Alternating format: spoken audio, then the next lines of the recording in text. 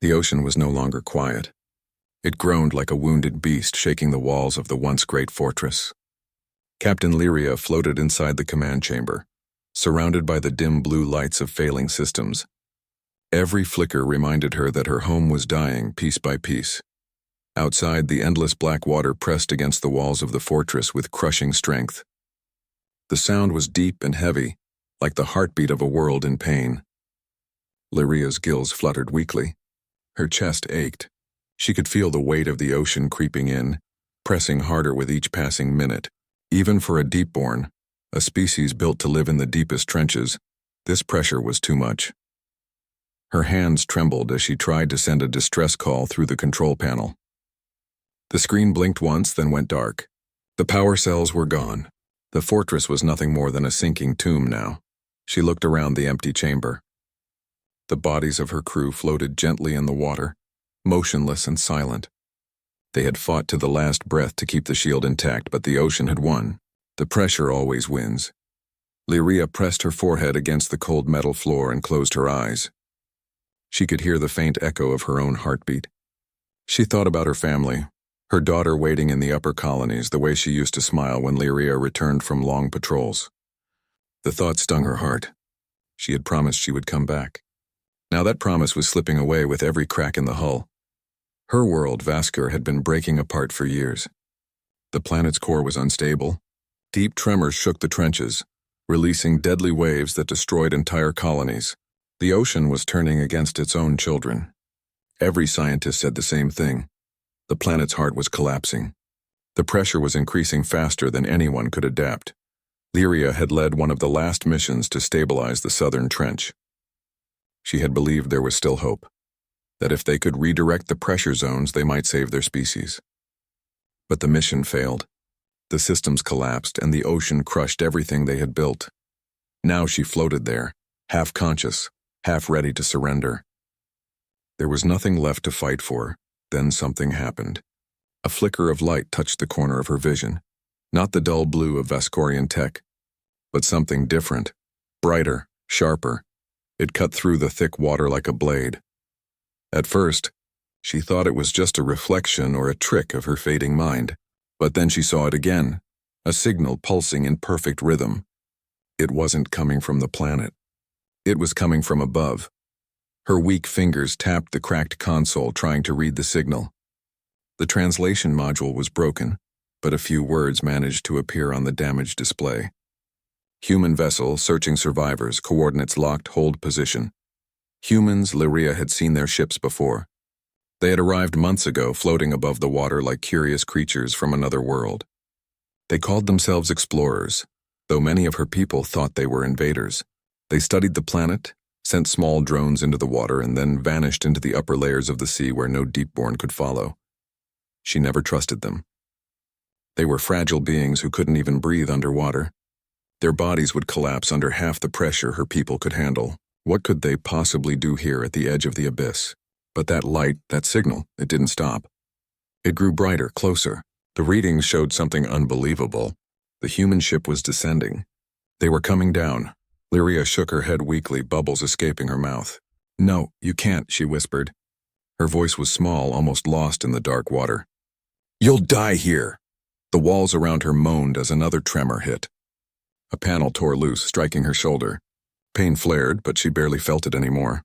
The pressure was too much. Her muscles refused to move.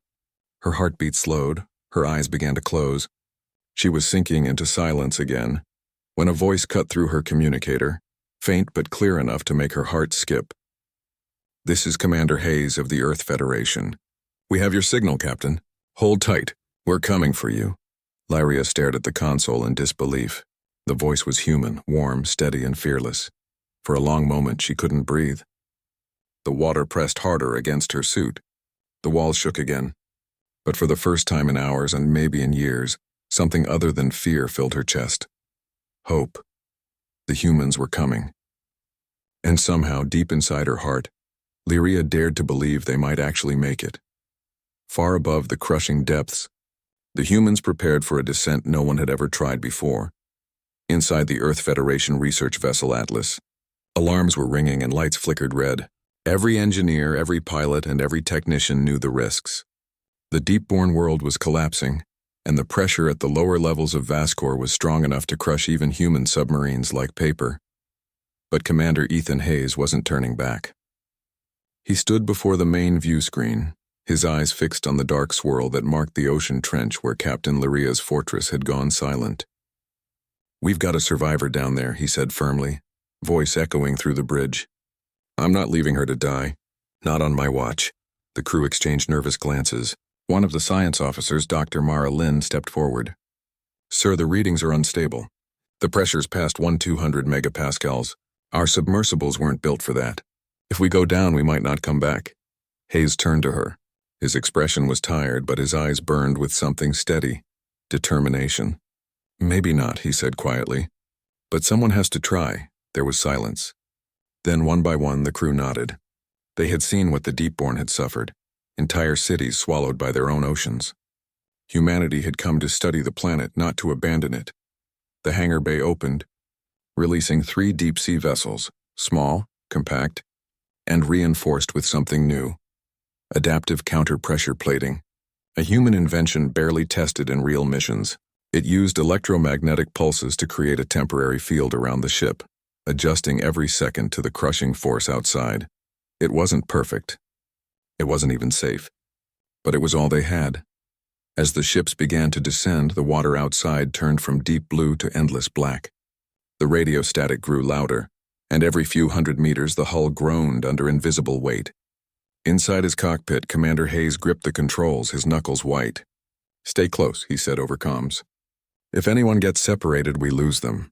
The descent was slow and brutal. Temperatures dropped. Metal strained. The sound of the deep was haunting, a low, constant hum like a living creature watching them from the dark. Dr. Lynn's voice came through, tight with fear. "Commander, we're at crush depth for standard hulls. The readings are spiking." Hayes didn't answer right away. He could see flickers on his radar, small, faint signals ahead. "The remains of the Tide Fortress. We're almost there," he said. "Just a little more." The submersibles descended deeper into silence. The outside cameras caught glimpses of twisted metal and broken towers. Once this fortress had been a city of the Deepborn, glowing with life. Now it was just a graveyard sinking into blackness. Suddenly, a weak beacon appeared, one light blinking steadily amid the ruins. The same signal they had received hours ago. "That's her," Hayes breathed. "Captain Lyria, she's alive." The humans carefully maneuvered their ships toward the signal. The debris field was tight and the pressure distorted their sensors. But then, there she was. Through the glass of the viewing window, they saw a shape, a blue-skinned being floating half-buried under a fallen beam. Her body was trembling, her movements slow and weak. Her eyes flickered open as the light from the human ship fell on her. Lyria stared in disbelief. She saw them, the humans, tiny, fragile creatures wrapped in their strange suits. They were not supposed to be here. They could never survive this deep, and yet, here they were, fighting against the ocean itself. Inside her helmet, her voice broke through the comms, weak and filled with disbelief. "Humans, you shouldn't be here. The pressure will..." Hayes interrupted gently. "Don't worry about us, Captain. Just hold on. We're going to get you out." His voice was calm, but every second alarm screamed in his cockpit. The hull was deforming, the outer layer of the submersible bending under the unimaginable weight. The pressure readings were off the charts. Still, Hayes refused to pull back. He activated the rescue clause and began cutting through the wreckage. Sparks lit the dark water like lightning. One by one, the pieces of metal fell away, revealing Lyria's broken form. Dr. Lynn's voice cracked over the comms. "Ethan, we can't stay much longer." "The hull's going to give. Then we work faster," Hayes shouted, sweat dripping down his face. "She's coming with us." Finally, with a groan of tearing metal, the last beam came free. Lyria drifted upward, limp but alive. Hayes reached out through the manipulator arm, pulling her toward the hatch. The moment she was inside the submersible's pressure pod, the walls shuddered. The structure above them was collapsing. Hayes slammed the controls. "All vessels, ascend now." Engines roared. The human ships rose through the crushing dark, chased by falling debris. The readings screamed warnings. Hull integrity failing, systems overheating. But still they climbed. Lyria's eyes fluttered weakly inside the water pod. She could barely see, but through the blur she caught a glimpse of Hayes's face through the glass. He was smiling and tired but alive. And in that moment, even as the ocean raged around them, she felt something strange, something she had almost forgotten. Faith. The deep sea was no longer silent. It roared like thunder trapped beneath the earth. As the 3 human vessels climbed through the collapsing trench, the water boiled with falling rock and twisting metal. Every sensor screamed. Every warning light flashed red. Inside his cockpit, Commander Hayes fought the controls with both hands. The submersible shook violently, metal groaning like a dying creature. His voice came out between heavy breaths. "Hold it together. Come on, Atlas. Just a little more." Behind him, Dr. Mara Lynn tried to stabilize the readings. Sweat ran down her face as she pressed the glowing panels. "Pressure shields are at 60%. If it drops any lower, the hull will crush like a can." The ship groaned again, the noise so loud it rattled in their bones. Hayes's knuckles turned white as he forced the sub to move upward through the falling debris. But outside, the ocean didn't care. The deep water kept pushing harder and harder as if trying to drag them back into the black. In the back chamber, Captain Lyria floated weakly in the rescue pod, a sphere of reinforced glass filled with seawater. Her eyes blinked slowly, her body trembling. Every few seconds, she glanced toward the front of the vessel where the humans worked desperately. She had never seen such beings before. Fragile skin, small bodies, lungs that needed air, and yet here they were, standing against the pressure her kind could barely endure. Her chest ached, but not only from the pain. There was something else, a feeling she didn't have words for. The humans were fighting the ocean itself. She closed her eyes and listened to their voices echoing through the comms. "We're losing power," someone shouted from one of the other subs. "Stabilizers overheating," another voice cried. Then came Commander Hayes, calm even in the chaos. "Stay with me, team. We're almost out of the trench. Just a few 100 meters more." The ocean floor below them cracked, releasing glowing plumes of gas and molten rock. The light from the fissures painted the black water in fiery red. The whole planet seemed to be screaming. Lyria pressed her hand weakly against the glass of her pod, her voice faint but clear. "You'll die here. The pressure will crush your ships." Hayes turned his head slightly, meeting her gaze through the layers of glass and water. Even with his oxygen mask on, she could see the determination in his eyes. "We didn't come here to die," he said softly. "We came here to get you home." Something inside her heart stirred. For the first time, she believed him. The ships kept rising. One of them, the smallest, was hit by a falling structure. The crew shouted, the lights inside the sub flickering wildly. The metal shell cracked, and in seconds, alarms filled the comms. "This is Sub 3. We're hit. Hull breach in Section 2. Hayes's voice turned sharp. "Seal the compartment and keep climbing." "You're almost through." The humans fought to survive, not just for themselves, but for her. Every decision, every risk they took was for a creature who wasn't even one of them. Lyria could feel the emotion building inside her chest. Guilt, awe, and something she hadn't felt in years. Hope. Minutes felt like hours. The noise was unbearable. Grinding metal, crackling electricity, the heavy pulse of the ocean's heart. Then finally the sensors blinked green. "We've cleared crush depth," Dr. Lynn whispered, her voice breaking. "Pressure dropping." "We made it," the crew didn't cheer. They were too exhausted, too shaken. But in that moment of silence, they knew they had done the impossible. Hayes let out a long breath, his hands trembling slightly as he eased the controls. The submersible floated upward smoothly now, free from the deadly grip of the deep. He looked back toward the pod where Lyria floated. She met his eyes again. There were no words, but something passed between them. A quiet understanding. She had been saved not by strength, but by the will of fragile beings who refused to break. After a long pause, she spoke softly, her voice echoing through the ship. "Your bodies are not made for this world. You are weak, but somehow you endure." Hayes gave a tired smile. "We're used to pressure," he said. "You'd be surprised what humans can take." Lyria stared at him for a long time. The words sounded simple, but there was a depth in them. Something powerful. Something true.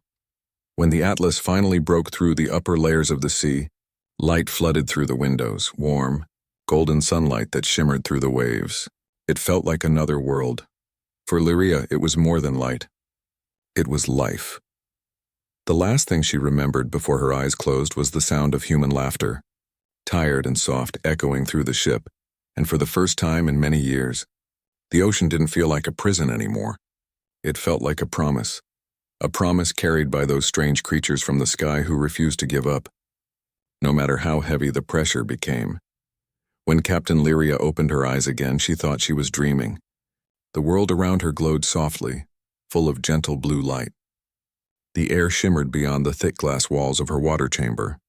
For a moment she didn't understand where she was. Then memory hit her.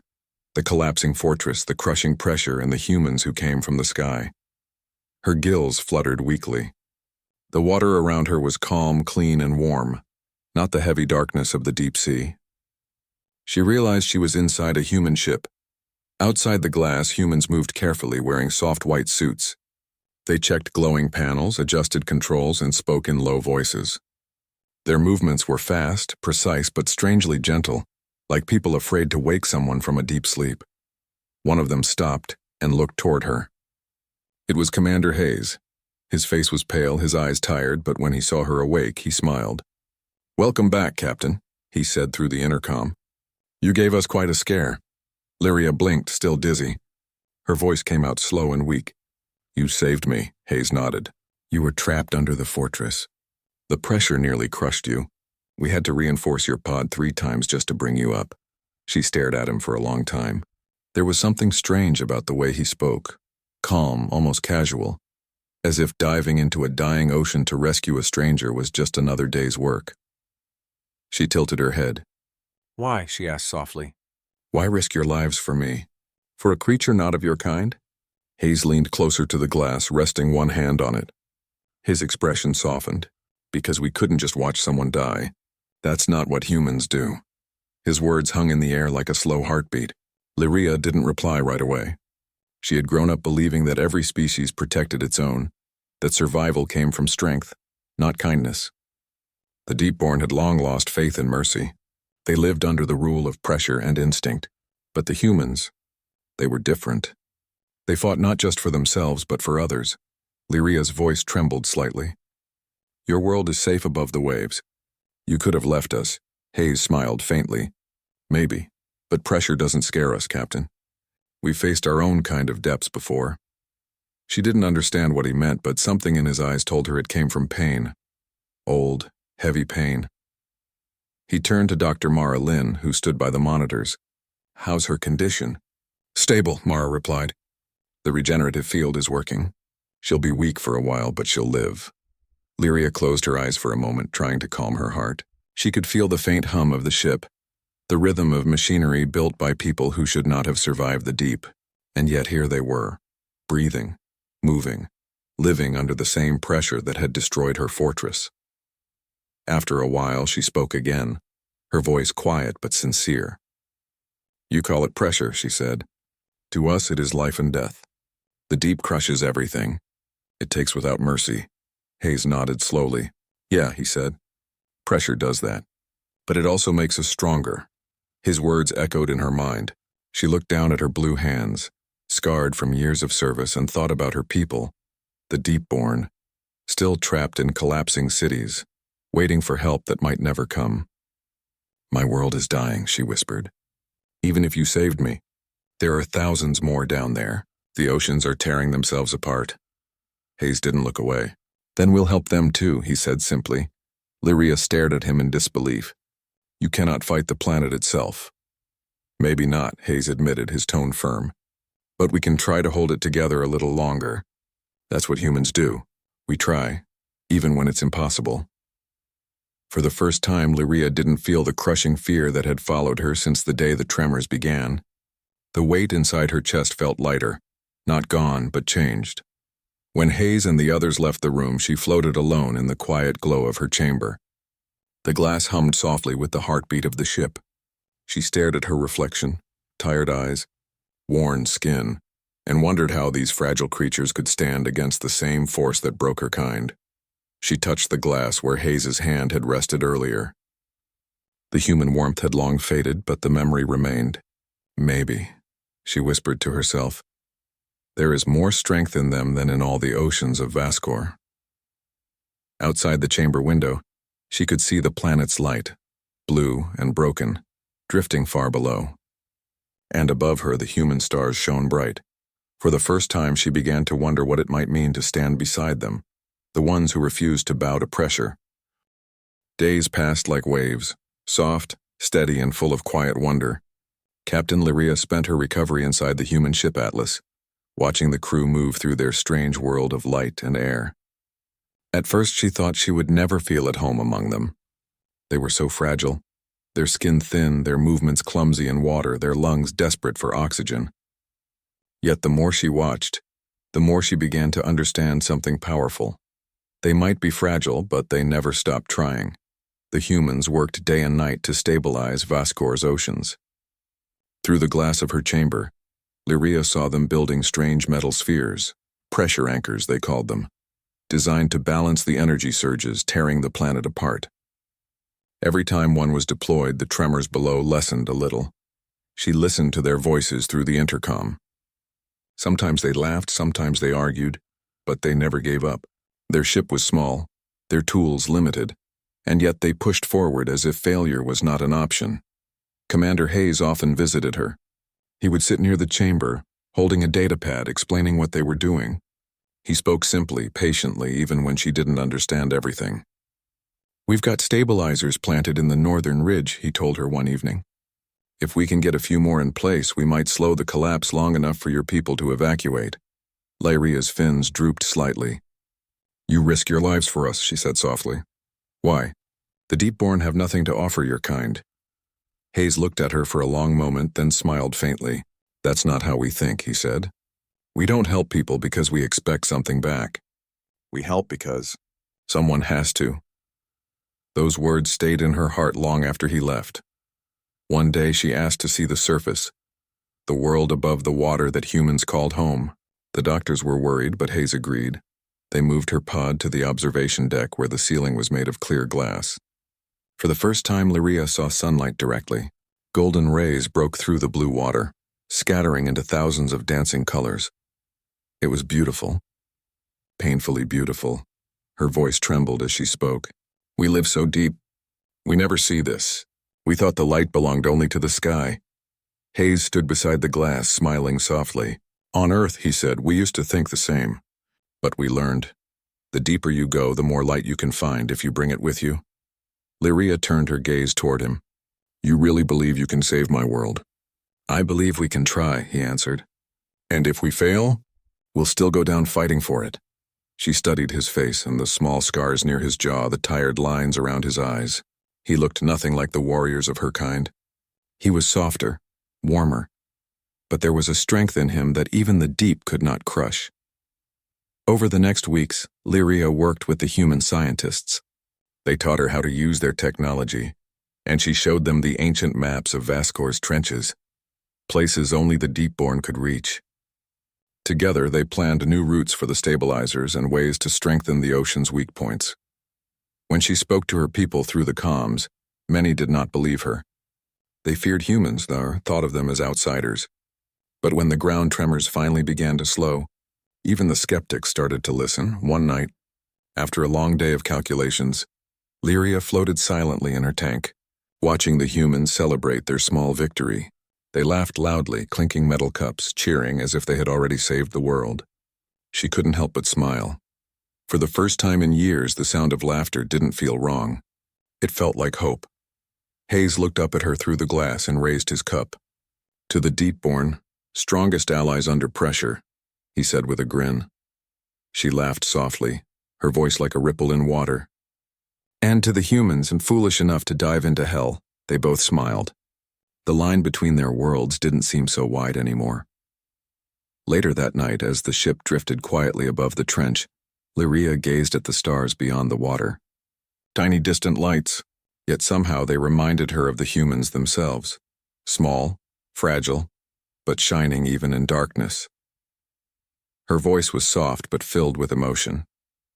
"Perhaps the ocean was never meant to be conquered," she whispered. "Perhaps it was meant to be shared."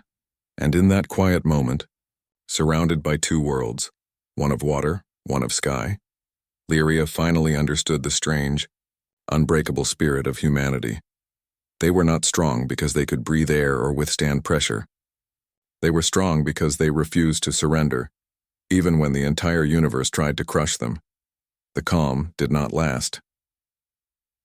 Only days after the first stabilizers were placed, the ocean began to roar again. It started as a low hum beneath the ship, a distant vibration, then grew into a thunder that made the hull groan. The lights flickered and the crew rushed to their stations. Lyria felt it before anyone else, deep inside her chest, like the heartbeat of the planet itself. "It's coming from the core rift," she gasped. "The anchors aren't enough," Commander Hayes ordered, full alert. Humans scrambled to their controls, voices sharp and urgent. The ship's alarms echoed through the halls. Outside the glass, massive columns of water twisted upward, like dark spears piercing the light. Lyria pressed her hands to the glass, her eyes wide. The pressure is rising again. The ocean's heart is collapsing inward. A nearby scientist shouted, "We'll lose everything if that trench closes." Hayes clenched his fists. "Not on my watch." He turned to Lyria. "We need a guide. Can you take us to the core rift?" The Deepborn hesitated. "That place, it crushes even our kind." "The pressure, you said your body can sense the flow of the deep, right?" Hayes interrupted. "Then we have one chance together." For a long moment she stared at him through the barrier, that fragile human who refused to back down. Then she nodded slowly. "Together," she whispered. The humans prepared a descent pod, thick glass reinforced with energy shields. Lyria swam into it while Hayes and two others suited up in pressure armor. As the clamps released, the pod began to sink into the abyss, swallowed by the endless blue. The light faded. The sea grew darker. The hum of the ship vanished, replaced by the deep, slow pulse of the ocean's core. Hayes looked out the window. "How deep are we?" Lyria's voice trembled slightly. "Deeper than any of your kind has ever gone. You shouldn't even be alive at this depth." He smiled faintly. "You keep forgetting, Captain. Humans have a bad habit of surviving where we shouldn't." A crack ran across the outer glass. The pod groaned, but the shields held. Lyria spread her fins, touching the barrier. Her bioluminescent markings glowed bright blue, stabilizing the energy field. The humans stared in awe. "She's merging her biofield with the shields," one whispered. "She's amplifying it." Lyria's voice was weak but steady. "I can hold it for a while. Hurry." Hayes guided the pod toward the chasm glowing below, a massive swirling vortex of red and gold energy tearing the seafloor apart. It looked alive, angry, desperate to consume everything. "That's the core rift," Lyria said softly. "It is the heart of my world." Hayes looked at it, then back at her. "Then let's save your heart." They released the final stabilizer, a massive device glowing with blue light, into the vortex. The machine hummed as it sank, locking into position, but before the field could activate, a surge of energy burst upward. The pod spun violently. Lyria cried out as the pressure crushed against her body. The humans were thrown against the walls, alarms blaring. Hayes gritted his teeth. "Stabilizer offline. Manual override won't respond." Lyria forced herself upright, her body trembling. "There's another way," she whispered. "I can link my energy to it, but I won't survive the strain." Hayes turned sharply. "No, there's always another way." Her eyes softened. "You don't understand. My life is tied to the deep. If I give my energy, it will calm the ocean. It will save everyone." He shook his head violently. "You saved me once, Lyria. Now it's my turn." Hayes tore off a control module from his suit and connected it to the stabilizer feed. Sparks flew. "If your energy can stabilize it, then use mine too. Humans have plenty of fight left to give." Lyria's eyes widened. "You'll die." He smiled weakly. "Maybe, but if I don't, nobody gets out alive anyway." The stabilizer began to glow brighter. Energy surged through both of them, one from the deep, one from the surface, merging like two tides meeting in harmony. The ocean shook, but this time it was not from destruction. It was from healing. The red glow turned to soft blue. The violent current slowed. The crushing pressure began to ease. Lyria felt warmth spreading through her body. She could hear Hayes' heartbeat through the calm, slowing, fading. "You humans," she whispered, tears floating in the water. "You fight even when the ocean itself tells you to stop." And in that instant, before the light faded completely, she reached through the water, touching his hand through the barrier. "Together," she said again, her voice trembling. "Always." Then everything went white. The ocean finally grew quiet. For the first time in what felt like an eternity, Captain Lyria could hear nothing but the faint hum of her own heart and the slow pulse of the planet beneath her. The core rift had calmed. The stabilizers held. The crushing weight that had threatened to destroy everything seemed lighter. She floated in her pod, exhausted beyond measure. Her fins trembled, her body weak, but her heart was full. She had survived. They had all survived. Outside, the human ships glided gently through the blue water, their lights reflecting in the calm waves. Commander Hayes appeared in the doorway, soaked in seawater from the deep, his suit scratched and battered. His face was pale, eyes heavy with exhaustion, but when he saw her, he smiled. The same calm, unwavering smile that had given her hope weeks ago. "You did it," he said softly. "We did it." Lyria's gills fluttered weakly. She wanted to speak, but the words caught in her throat. Instead, she pressed a hand to the glass of her pod, reaching toward him. In that simple gesture, there was gratitude, relief, and something deeper, respect for these fragile beings who had risked everything for her world. Hayes reached toward her too, placing a hand gently against the glass. "We never leave anyone behind," he said. The words echoed in her mind. That was the essence of humanity, wasn't it? Not strength, not armor, not weapons, but courage in the face of impossible odds. Weeks passed and the waters of Vascor stabilized. Tremors slowed to gentle pulses, and the once chaotic currents now flowed in steady patterns. The Deepborn began returning to their cities, some damaged, some broken, but all alive. Where the ocean had nearly claimed everything, there was now room for life again. Lyria swam beside Hayes' vessel for the first time since the rescue. They moved slowly, watching the glow of the stabilizers as they sank into the depths, markers of humanity's courage. She had expected fear or maybe resentment, but instead she felt something strange. "You humans," she said softly, her voice carrying through the calm. "You are not like anything I imagined. You do not bend to the ocean, you do not bow to pressure. You rise against it." Hayes laughed lightly, a tired but genuine sound. "We do what we must. Someone has to. That's how we survive." Lyria looked down into the black water beneath them. Once that darkness had been death itself. Now it was calm. She realized something then. The same force that had crushed her, that had forced her to surrender, had also revealed the strength of these humans. They were not born to survive the depths, yet they had. They were not supposed to save her world, yet they had. Months later, when the first joint human Deepborn city rose at the edge of the trench, it was named Unity Pressure Base. The human and Deepborn flags floated side by side, a symbol of worlds coming together. Lyria stood in the observation dome, her hands resting on the cool glass. Below her, the ocean pulsed gently, alive but no longer threatening. She remembered the first moment she had thought she was going to die.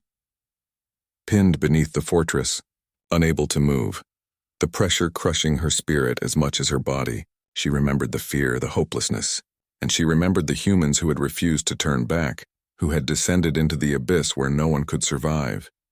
Tears filled her eyes. "They were fearless," she whispered, voice trembling. "Not because they do not feel fear, but because they refuse to be stopped by it." Commander Hayes stepped beside her, his hand brushing hers lightly. "We all fight for something," he said quietly. "Some fight for survival, some fight for hope, and sometimes we fight for each other." Lyria turned to him, finally understanding. The Deepborn had strength, yes, but it was the human spirit, their determination, their courage, their refusal to surrender, that had saved them all.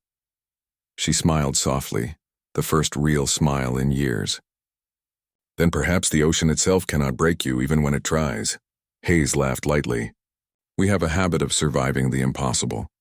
For the first time, Lyria felt free, not just from the crushing pressure of the deep, but from the weight of fear, doubt, and despair. She realized that strength was not measured by the body, but by the heart, and humanity had the strongest heart she had ever known. The ocean, calm and endless below, reflected the light of the setting sun above.